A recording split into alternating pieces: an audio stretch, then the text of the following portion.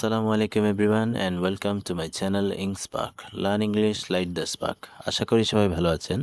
আজকে আমরা এসএসসি পরীক্ষা ঢাকা বোর্ড 2026 ইংরেজি দ্বিতীয় পত্রের 7 নং প্রশ্নে যে প্রেপোজিশনটি রয়েছে তার সঠিক ব্যাখ্যা সহ সমাধানটি দেখে নিব।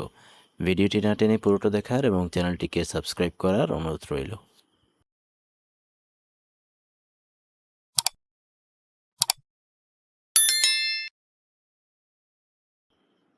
ফিল ইন দ্য গ্যাপস শূন্যস্থান পূরণ করা উইথ নিয়ে অ্যাপ্রোপ্রিয়েট প্রেপোজিশনস উপযুক্ত অব্যয় প্রেপোজিশনস অর্থ অব্যয়।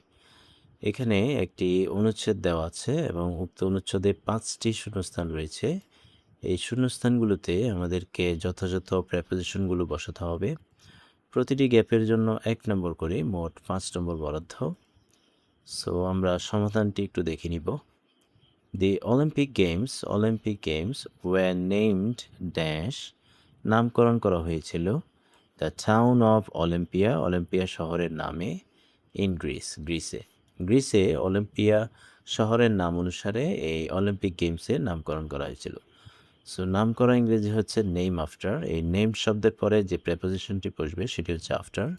সো প্রথম গ্যাপে আমাদের আনসারটি হচ্ছে আফটার। নেমড আফটার অর্থ নামকরণ করা। এরপর এটি ছিল ড্যাশ অলিম্পিয়া শহরের মধ্যে বা অলিম্পিয়ায়।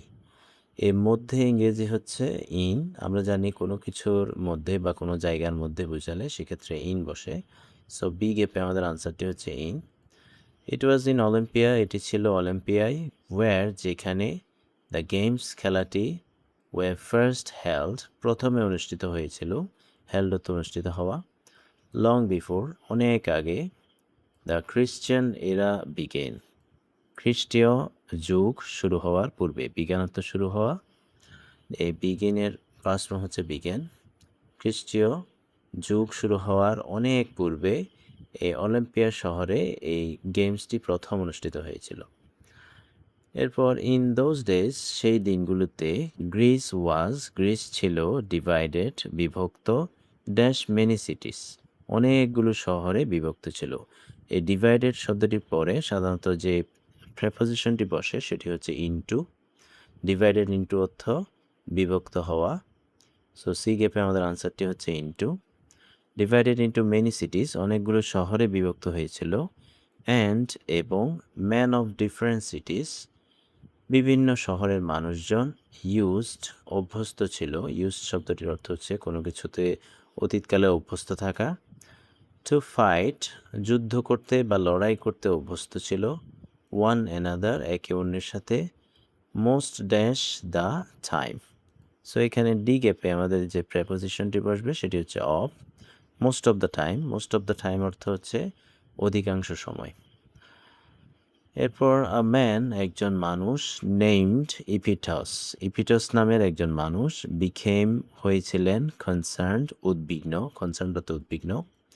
উদ্বিগ্ন হয়েছিলেন ড্যাশ সাচ ওয়েস্টফুল মানে অপচয় বা অনর্থক। স্ট্রাইফস অর্থ যুদ্ধ বা সংঘাত। এই তৎকালীন সময়ে ইপিটস নামে একজন ব্যক্তি তিনি এই অহেতুক যুদ্ধ বা লড়াই সম্পর্কে উদ্বিগ্ন হয়েছিলেন। এই সম্পর্কে ইংরেজি হচ্ছে অ্যাবাউট। সো ই গ্যাপে আমাদের আনসারটি হচ্ছে about. A man named Iphitus became concerned about such wasteful strifes. Concerned হচ্ছে এমন একটি অ্যাডজেক্টিভ যেটি সাধারণত প্রেপোজিশন হিসেবে অ্যাবাউট শব্দটি এখানে বসবে। সো এই গ্যাপে আমাদের আনসারটি হচ্ছে অ্যাবাউট।